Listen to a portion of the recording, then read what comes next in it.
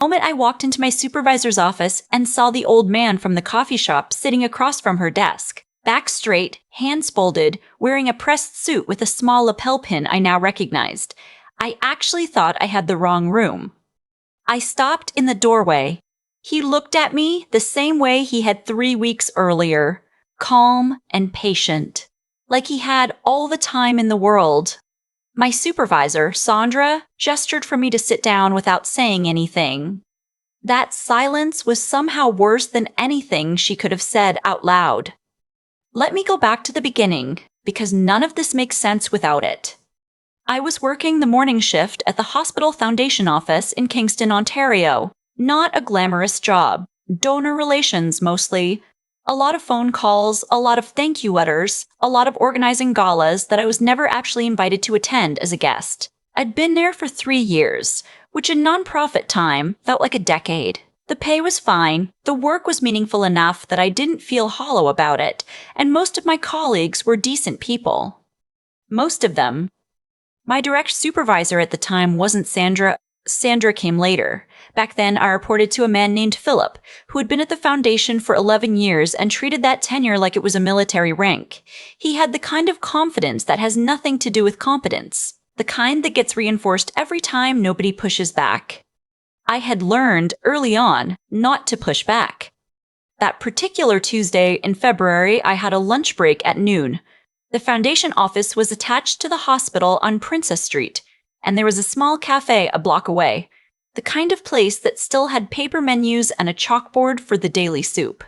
I went there probably 3 times a week. The woman behind the counter knew my order. She'd start making it when she saw me come through the door. It was cold that day.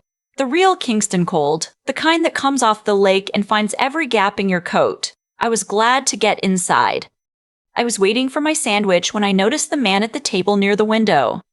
He was older, probably in his mid-70s, I thought, well-dressed in a quiet way, the kind of man who doesn't need anything to announce itself. He had a cup of tea in front of him and a notebook he'd been writing in, and he was looking out the window at the street with the expression of someone who is very comfortable being alone with his own thoughts.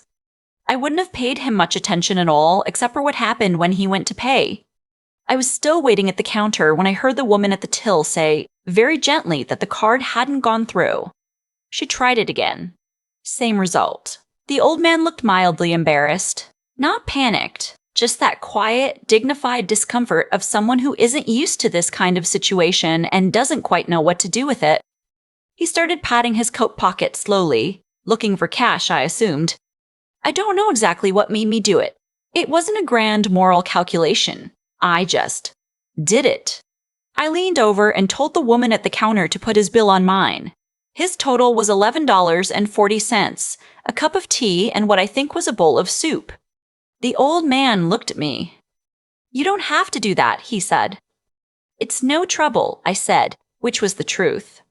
He thanked me simply, not effusively, not the way some people do when they want you to know how moved they are. Just a genuine, quiet thank you, and then he went back to his tea. I took my sandwich and went back to the office. I didn't think about it again. It was $11. It took 30 seconds.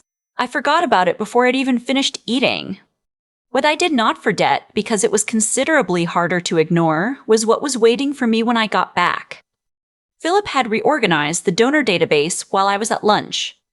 That sounds minor. It was not minor. We had a system, a specific tagging system I'd spent 4 months building out so that the foundation's major gift prospects were segmented in a way that actually made sense for how our campaigns ran. It wasn't fancy, but it worked. I had documentation, I had trained 2 other people on it, and it had measurably improved our response rates on the spring campaign. Philip had collapsed the whole thing into a single flat list because, as he explained to me when I asked, he found it unnecessarily complicated. I stood in the doorway of the storage room where the server terminal lived and stared at what used to be 400 hours of work, now flattened into a spreadsheet that looked like something from 2009. I was going to mention it to you, he said, from somewhere behind me, but it's really not a big deal. You were overthinking it. I turned around. Philip, I have a campaign launching in 3 weeks that depends on that segmentation. How am I supposed to? You'll rebuild what you need. It'll take you a few days. He walked away. That was the conversation. I went back to my desk and sat there for a while, very still, looking at my monitor. There was a specific kind of anger I had learned to manage in that job, the kind that has no good outlet. You can't cry because that's unprofessional. You can't argue because that's unprofessional. You can't argue because that's insubordination.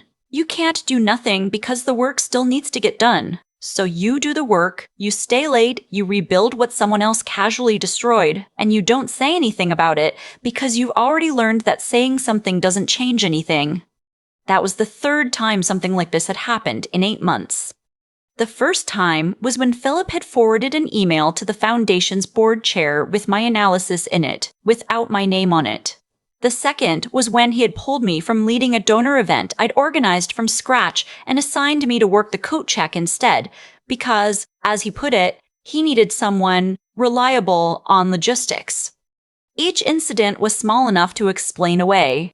Taken together, they made a pattern that I had started to recognize but didn't know how to name.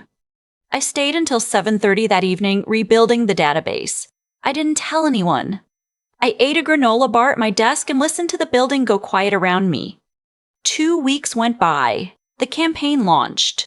The numbers were fine. Not as strong as they would have been with the full segmentation, but fine.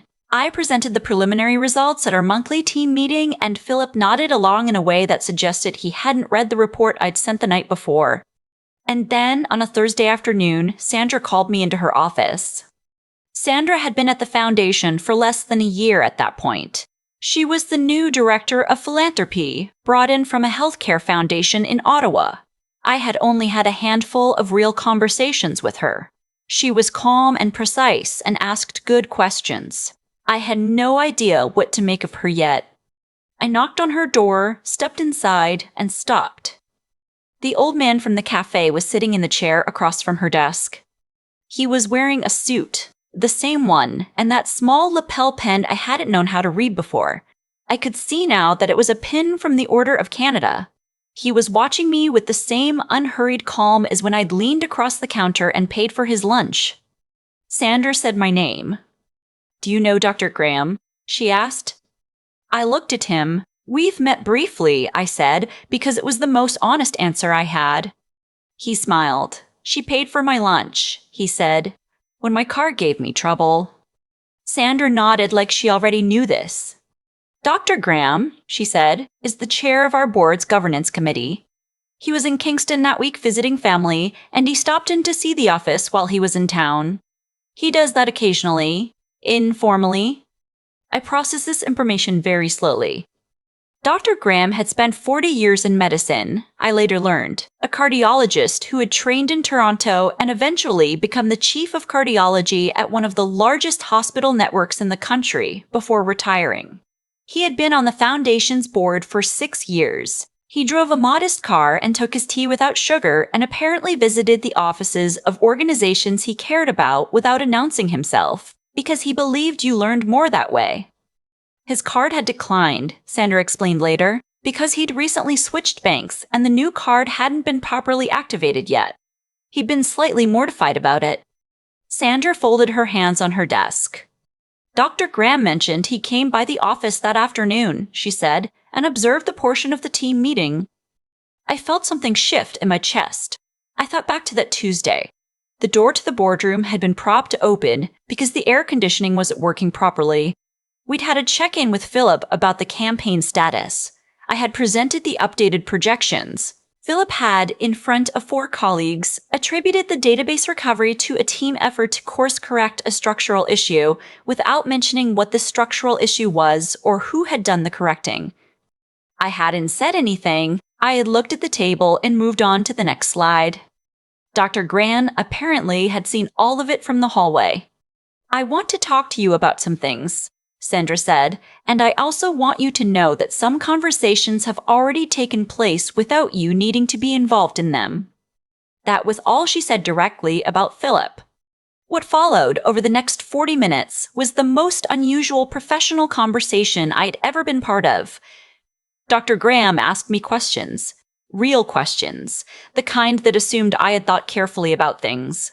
He asked about the segmentation system, why I had built it the way I had, what I would do differently if I were designing it from scratch. He asked what I thought the foundation's biggest gap was in its mid-level donor strategy. I answered honestly, I didn't perform. I was too disoriented to perform. At one point, he said, the best thing a board can do is make sure the people doing the actual work have room to do it. He was not saying this to be kind. He was saying it the way someone says something they have believed for a long time and have seen proven right, more times than they can count. Sandra told me, before I left her office, that Philip would be transitioning into a different role within the organization over the coming month. The details were administrative. What I understood was that someone had finally seen what had been happening and had done something about it before I ever had to ask. I walked out into the hallway. The building was still busy, phones ringing, someone laughing in the kitchen, everything completely normal.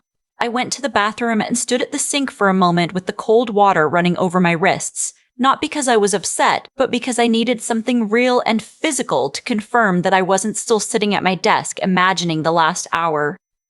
The following week, Sandra asked me to formally document the donor segmentation framework and present it to the full team. She also asked me to take point on the Foundation's next campaign cycle, not as support, as lead. I went back to the cafe on Princess Street about a month later. Not for any particular reason, it was just the closest place and it was cold again and I wanted soup. The woman at the counter started my order before I reached the till. I sat by the window in the same general area where the old man had been sitting. The street outside was gray and quiet. A streetcar went by. Someone walked past with a dog wearing a coat. I thought about the $11.40.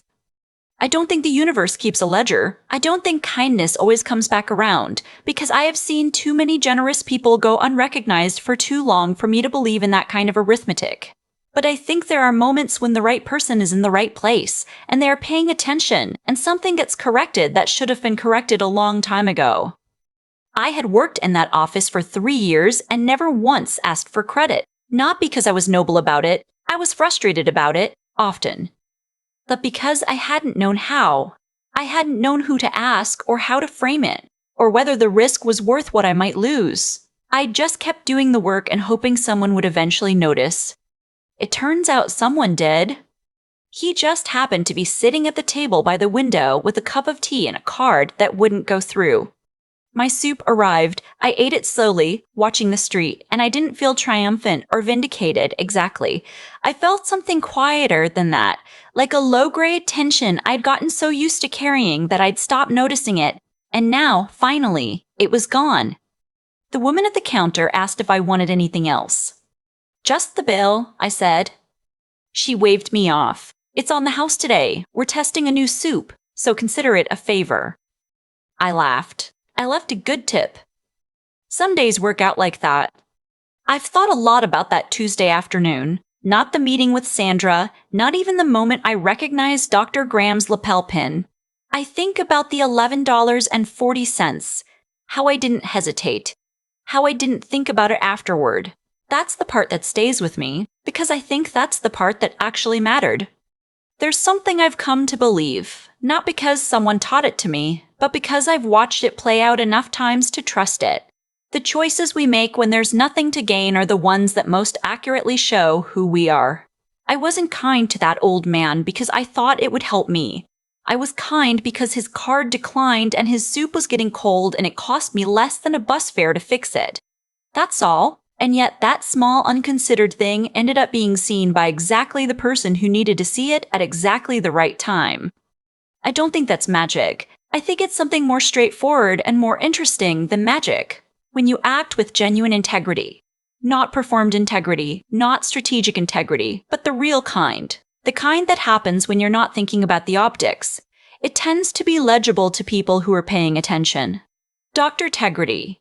Graham had spent 4 decades in medicine and 6 years on that board because he understood people. He could read a room. He could tell the difference between someone doing good work quietly and someone managing the appearance of good work loudly, and someone managing the appearance of good work loudly. He'd probably seen both 100 times. What he saw in that hallway, watching Philip take credit for something he hadn't built, wasn't a surprise to him. It confirmed something. That's the part I had wrong for years. I thought keeping my head down and doing good work would eventually speak for itself, automatically, without anyone needing to witness it. But it doesn't work that way. The work has to be real, yes. That part isn't optional. But so does the willingness to keep going when the work isn't recognized. To stay clear-headed when someone is actively working against you. To not become bitter or small in response to being made to feel small. That takes something I used to think of as stubbornness, but now think of more as a kind of quiet endurance. The decision, made over and over again, to not let someone else's bad behavior set the ceiling for your own. Philip didn't change who I was. I gave him too much power in my head for too long, but he never actually changed the work I did or the reasons I did it. I think that's what Dr. Graham noticed. Not that I was exceptional, just that I was still intact. I'm not saying the outcome would always be the same. I know people who worked with exactly the same kind of integrity in exactly the same kind of situation, and nobody walked by their open boardroom door at the right moment. That's real, and it's worth naming. But I also think that how we handle being unseen, whether we let it corrode us or whether we find a way to keep going anyway, shapes us in ways that eventually become visible, one way or another, to someone. The cafe on Princess Street still has paper menus. I still go 3 times a week when the weather's bad. The woman at the counter still starts my order before I reach the till. Some things don't change. The important ones, I've found, usually don't.